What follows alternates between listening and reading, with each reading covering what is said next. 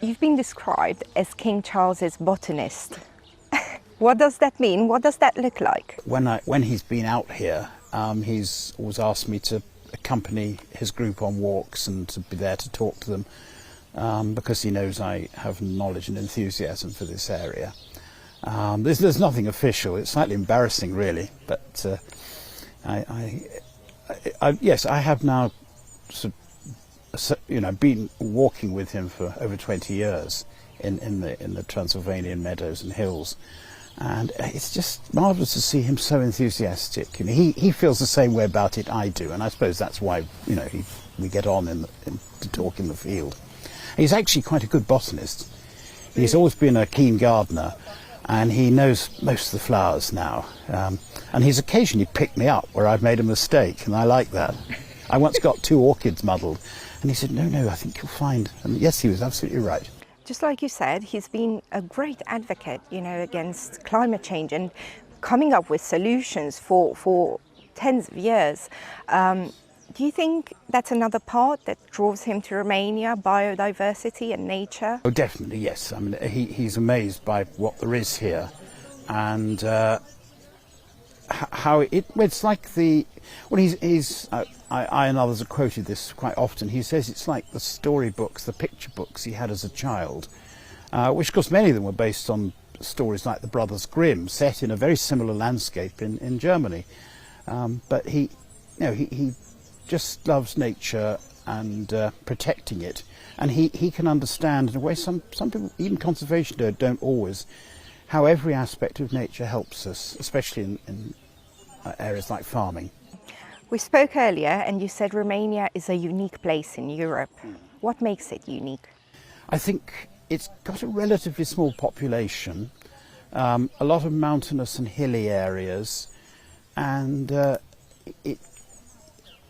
lot of the plants and animals that have disappeared over the rest of Europe have managed to maintain themselves here. The bears are a classic example. There are more bears here than anywhere, and I know that's a controversial subject, but the mere fact there are bears on farmland is amazing. And what we have to do is to learn how to manage them properly, because there have been a number of unfortunate incidents involving bears, but this is usually when the bear's habitat is... Right now we're in King Charles's back garden. Yes. In Viskry. What's so special about this place in particular? I think he wanted to have a traditional Saxon house as a base. It proved in the end not to be suitable enough for... There isn't the room for somebody like him who has an entourage and what have you. And it was also getting quite noisy, which is why I think he prefers to stay quietly in the woods up at Zalampatak.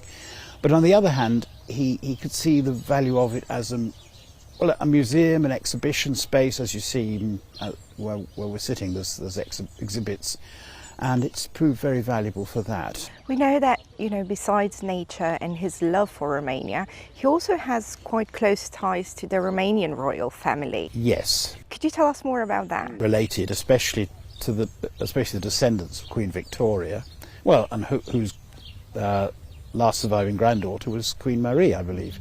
And I think he's very fascinated by the figure of Queen Marie, as I think we all are. She was a completely remarkable person, I don't know why they haven't made a Hollywood epic about her. I mean, quite something. Yes, he identifies with that. And it's quite amusing that he and his friend Count Karnocki, over to the east of here, both he and the king are said to be descended from Vlad the Impaler. And I think he's done, actually in that respect, I know Romanian people get a bit bored with the Dracula thing. It's in Britain, you can't get away from it. Everyone when I come to Transylvania, oh, you'll meet Dracula. We know you're going to meet with King Charles in the following days here at Viskry. Could you tell us what your plans are? Well, I can't say too much, but he's asked me to come and see him at Zalampatak, and I'll no doubt run into him again when he visits Viskry. Well, here is the Florilegium. They open it at different pages because otherwise the light can affect the paper. And this plant is yellow snapdragon, which is common throughout Europe mostly, but it's not everywhere here. We see it a lot in England, but I know it is a favourite flower of the king. This is a favourite flower? Not the favourite, I think. It's one of his many favourites. His favourite wildflower seems to be the blue sage. What flowers were you looking at? We were looking at these orchids at the... it doesn't... What is it? I can't remember what the English name of it is, but anyway, it's a common orchid in the woods. And you have the purple ones and the yellow ones. We need to call King Charles. You might remember it. Yes, I know. He's better than I am.